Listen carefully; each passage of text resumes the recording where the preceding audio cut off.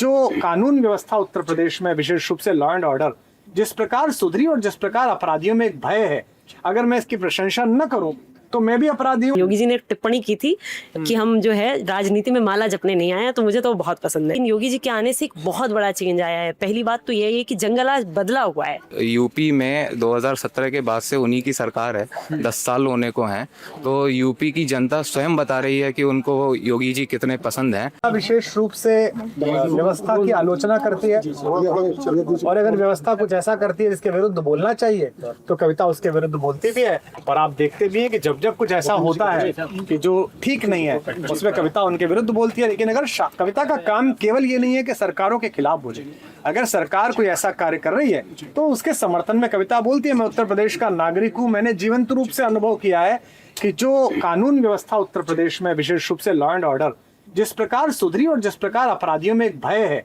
अगर मैं इसकी प्रशंसा न करूं तो मैं भी अपराधी हूँ। और इसकी प्रशंसा करने के कारण अगर मुझे कोई ये कहे कि आप तो सत्ता के बहुत निकट हो रहे हैं तो ये भी गलत बात है। पिछली जो सत्ता थी उससे भी हमारा बहुत निकट का संबंध था। उनने भी जब जो अच्छा किया तब अच्छा कहा, जब बुरा किया तो बुरा कहते हैं। अगर कोई हाथरस जैसा कांड होता है तो इसी सरकार के खिलाफ हम कविता भी लिख देते हैं, पोस्ट भी कर देते हैं, मंच से भी गा देते हैं।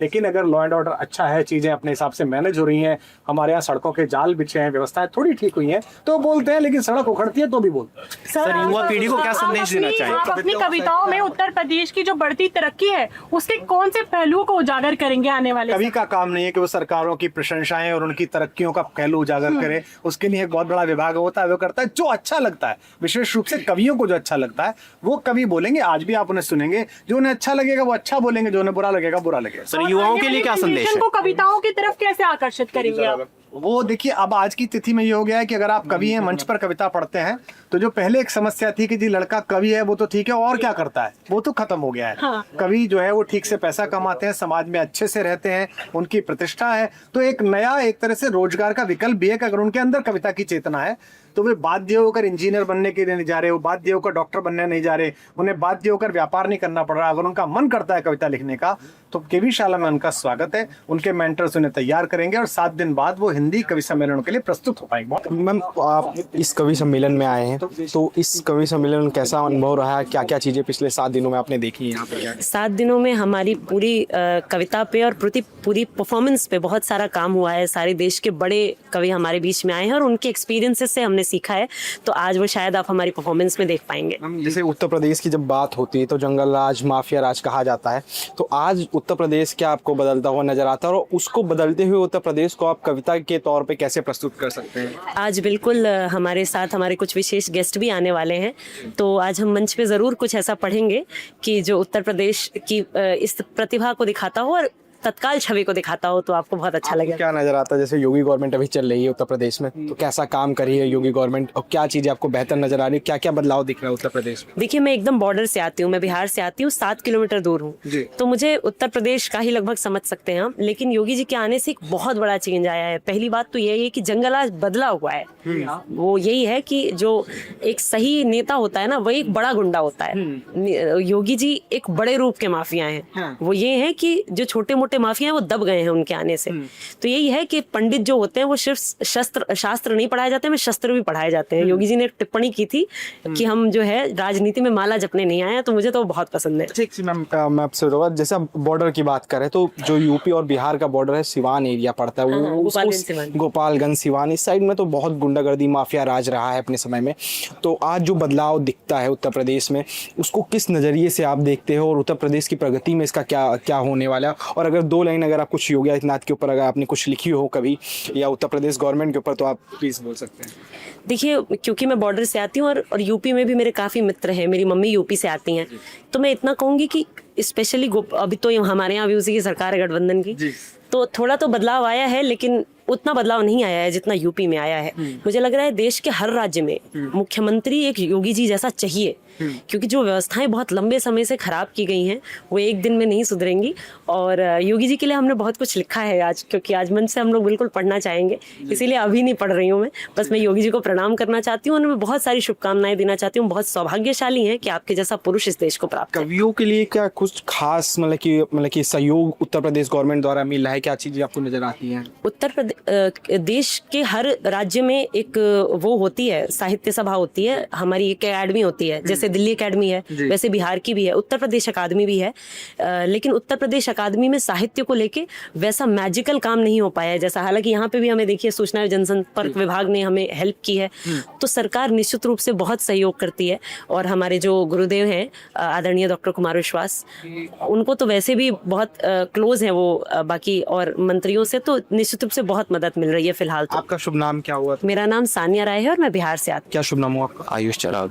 कहाँ से बिलोंग करते हैं आप? मैं greater Noida. Greater Noida UP से ही है। तो अच्छा मैं इससे जानना हूँ, आपने एज अ कवि बनना ही क्यों चूज़ किया? क्योंकि आज की जो जनरेशन है, जेन जी जो है जिसको बोलते हैं, वो ज़्यादातर मतलब कि रैप हो गया या लिपसिंग हो गया, बीट बॉक्सिंग हो गया, इन सब पे ज़्यादा फोकस करता है। कवि ही क्यों? कवि क्यों मैं बना, इसकी वजह यह है कि मुझे परिवार से वो संस्कार मिले। और ऐसा नहीं है कि सारे जेनजी के जो लोग हैं या जो युवा हैं वो सिर्फ एमिनेम को ही सुनते हैं, या कहना चाहिए कि जो MC स्टैन हो गया, रैपर्स को ही सुनते हैं, ठीक है ना। तो ऐसा नहीं है। मैं अगर अपना ही उदाहरण लूँ तो मेरी भी रील्स पे मिलियन में व्यूज़ आते हैं, वो भी इंस्टाग्राम पे। तो इंस्टाग्राम तो जेनजी का ही प्लेटफॉर्म माना जाता है। तो ऐसा नहीं है कि वो लोग जुड़े हुए नहीं हैं, ये हम भ्रमित हो जाते हैं कि वो शायद हमसे जुड़े हुए नहीं हैं। वो जुड़े हुए हैं, कविताओं को पसंद करते हैं। बात ये होती है कि अच्छा कंटेंट क्या हम कविताओं में लेकर आ रहे हैं या नहीं, वो कंटेंट आ रहा है कि जो जेनजी को पसंद है या नहीं। अगर वो कंटेंट आ रहा है तो निश्चित रूप से कविताओं को पसंद कवि सुनता, मतलब कविताएं सुनता है जेनजी आज की डेट में। तो आप क्या संदेश देना चाहोगे जो जेनजी जो मतलब कि इसको और प्रभाव कैसे डाला जा सकता है कविता के माध्यम से जेनजी के ऊपर, क्या लगता है? कविताओं के माध्यम से जेनजी के ऊपर प्रभाव से ज़्यादा उनको पहले आकर्षित करने की ज़रूरत है कि आप और कविताओं में रुचि लीजिए। संस्कार को जानने का जो वृहद माध्यम है वो कवि सम्मेलन है।